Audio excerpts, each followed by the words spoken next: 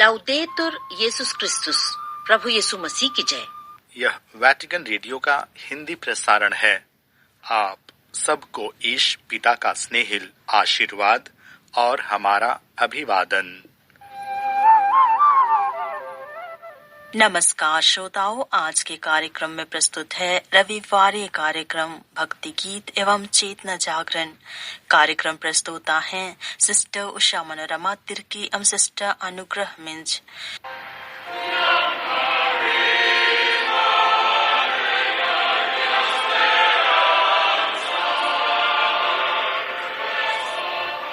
श्रोताओं, रविवार कार्यक्रम के अंतर्गत माननीय फादर सिप्रियन खलखो के साथ हुई भेंट वार्ता को प्रस्तुत कर रहे हैं।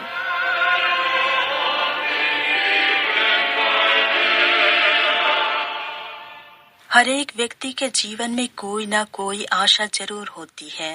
एक विद्यार्थी को परीक्षा में पास होने और अच्छी सफलता हासिल करने की आशा, माता पिता को अपने बच्चों को अच्छी शिक्षा दिलाने और उनका भविष्य उज्जवल बनाने की आशा, एक युवा को अच्छी नौकरी और एक सच्चे जीवन साथी पाने की आशा, एक मिशनरी को अपने मिशन कार्य में सफल होने की आशा, और इसी तरह अलग अलग व्यक्ति की अलग अलग आशाएं हो सकती हैं।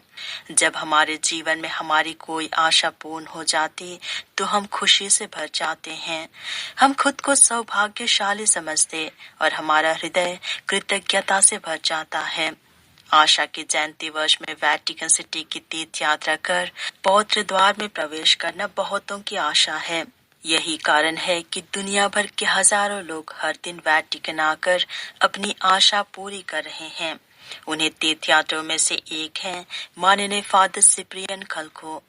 फादर सिप्रियन खलखो एक तीर्थयात्री दल के साथ मई महीने के अंतिम सप्ताह में रोम आए थे और तभी हमारी मुलाकात उनसे हुई थी। ये भेंटवार्ता भी उसी समय की है। तो आइए हम सुने कि इस तीर्थ यात्रा में उनका क्या अनुभव रहा और वे आप सभी से क्या कहना चाहते हैं। तो लीजिए, प्रस्तुत है फादर सिप्रियन खलखो के साथ एक भेंट वार्ता। उनसे बात कर रही हैं सिस्टर उषा मनोरमा तिर्की। तो मैं तमाम श्रोताओं की ओर से आपका हार्दिक स्वागत करती हूँ फादर सिप्रियन। सिस्टर उषा मनोरमा जी, मेरा स्वागत करने के लिए आपको बहुत बहुत धन्यवाद। मैं इस समय मायाबंदरपल्ली में कार्यरत हूँ और वहाँ धर्म प्रांतीय स्कूल है, मिडिल स्कूल, जिसका मैं प्रबंधक हूँ और साथ में वहाँ सहायक पल्ली पुरोहित। मैं अपना परिचय इस प्रकार दूंगा। अपने आप को कहूँगा कि मैं संत मेरी मैक्सिमिलियन कोल्बे मूल कलीसियाई समुदाय का सदस्य हूँ और यही मेरा परिचय है। बाकी जो मैंने पहले कहा वो उसके बाद है।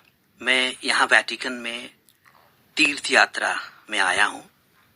जायन टूर्स एंड ट्रैवल्स जो गोवा में स्थित है, मैं उनके संपर्क में आते हुए यहाँ तक पहुँचा हूँ और आज ये तीसरा दिन है।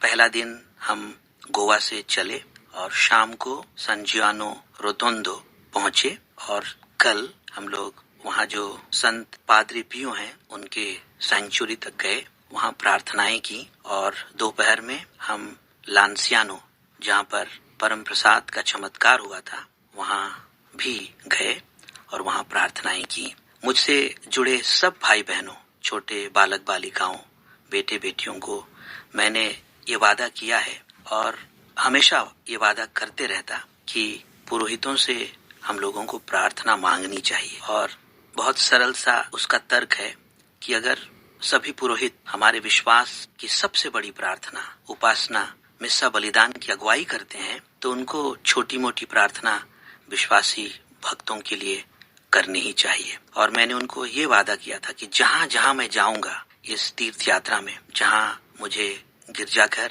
महागिरजाघर, तीर्थ स्थल मिलेंगे, मैं वहाँ साष्टांग प्रणाम करते हुए उनके मतलबों के लिए प्रार्थना करूंगा। और मुझे बहुत खुशी है कि मुझे ऐसा करने का मौका मिला। मैं इस वर्ष 2025 में इसीलिए आ पाया क्योंकि ये मेरा रजत जयंती वर्ष है अपने पुरोहिताई के, क्योंकि मेरा अभिषेक 14 मई 2000 महाजुबली के समय हुआ था और हमारे धर्म प्रांत में संत इग्नासियस कैथोलिक गिरजाघर डिगलीपुर में, और ये पुरोहित अभिषेक डिगलीपुर में पहली बार हुआ था और अब तक मैं इस पल्ली का पहला ही रह गया हूँ। मेरे बाद जरूर कुछ भाई आए पर वे आगे नहीं बढ़ पाए अपनी पढ़ाई में, और अब तक डिगलीपुर पल्ली का मैं प्रथम और आखिरी पुरोहित हूँ।